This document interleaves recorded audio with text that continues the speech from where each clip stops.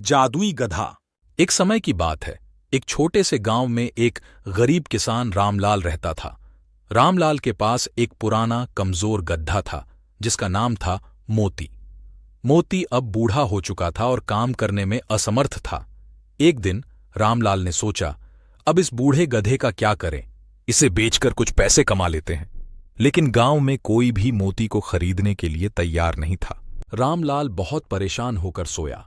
उसी रात उसने एक अजीब सपना देखा। सपने में एक वृद्ध संत ने कहा, रामलाल, तुम्हारा गधा मोती साधारण गधा नहीं है, उसमें जादुई शक्तियां हैं। यदि तुम उसे ठीक से समझ सको तो तुम्हारी सारी परेशानियां दूर हो सकती हैं। रामलाल की आंखें खुलीं और वह सोच में पड़ गया। अगले दिन रामलाल ने मोती को लेकर जंगल की ओर जाने का निश्चय किया। जंगल में चलते चलते उसे एक चमकती हुई गुफा दिखाई दी। उसने सोचा, शायद यही वह जगह है जहां मुझे उस संत की बातों का रहस्य पता चल सकता है। उसने मोती को गुफा के अंदर ले जाया।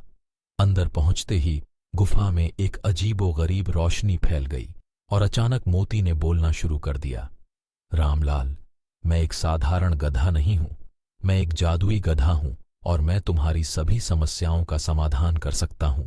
रामलाल हैरान रह गया और बोला, मोती, तुम बोल सकते हो? यह कैसे संभव है? मोती ने मुस्कुराते हुए कहा, हां रामलाल, मैं जादुई शक्तियों से भरा हुआ हूं। अगर तुम मुझे विश्वास और प्यार से रखोगे तो मैं तुम्हें अमूल्य दौलत दे सकता हूं। रामलाल ने मोती को गले लगाया और खुशी से कहा, मैं तुम्हें हमेशा प्यार और सम्मान दूंगा मोती।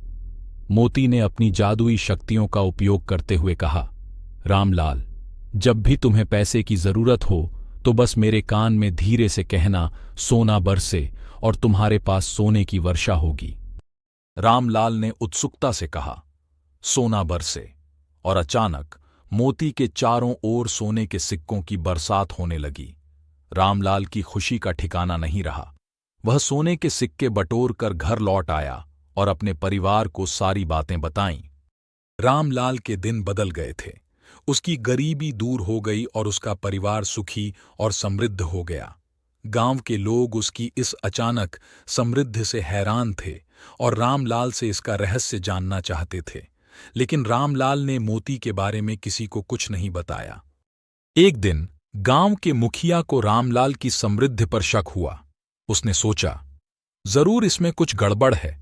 रामलाल अचानक इतना अमीर कैसे हो गया? उसने रामलाल के घर पर नजर रखना शुरू कर दिया। एक रात मुखिया ने देखा कि रामलाल अपने गधे मोती के पास जा रहा है। वह चुपके से उनके पीछे पीछे गया और छिपकर उनकी बातें सुनने लगा। रामलाल ने मोती के कान में फुसफुसाया, सोना बरसे, और फिर से सोने की बरसात होने लगी। मुखिया ने यह सब देखा और उसकी आंखें चमक उठीं। उसने सोचा, यह गधा तो सच्चा खजाना है। अगर मैं इसे पा लूं तो मैं भी अमीर हो जाऊंगा। अगली रात मुखिया ने मोती को चुराने की योजना बनाई। वह चुपके से रामलाल के घर में घुसा और मोती को अपने साथ ले गया। गुफा की ओर ले जाने लगा। मोती ने जोर से चिल्लाया, रामलाल, बचाओ! रामलाल की नींद खुली और उसने देखा कि मोती गायब है। वह तेजी से गुफा की ओर भागा। गुफा के पास पहुंचते ही रामलाल ने देखा कि मुखिया मोती को ले जा रहा है। उसने जोर से चिल्लाया, रुक जाओ! लेकिन मुखिया ने मोती को गुफा में धकेल दिया। गुफा में प्रवेश करते ही एक जोरदार रोशनी फैल गई और मुखिया गायब हो गया। रामलाल ने देखा कि मोती वापस अपने स्थान पर खड़ा था और मुस्करा रहा था। मोती ने कहा, रामलाल, लालच का अंत बुरा ही होता है। तुम्हारी सच्चाई और विश्वास ने तुम्हें बचा लिया।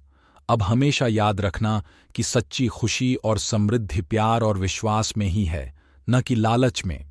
रामलाल ने मोती को गले लगाया और दोनों खुशी खुशी घर लौट आए। उन्होंने जीवन भर एक दूसरे का साथ निभाया और हमेशा खुश रहे। इस घटना से रामलाल ने सीखा कि सच्ची खुशी और समृद्धि का रहस्य प्यार, विश्वास और संतोष में है।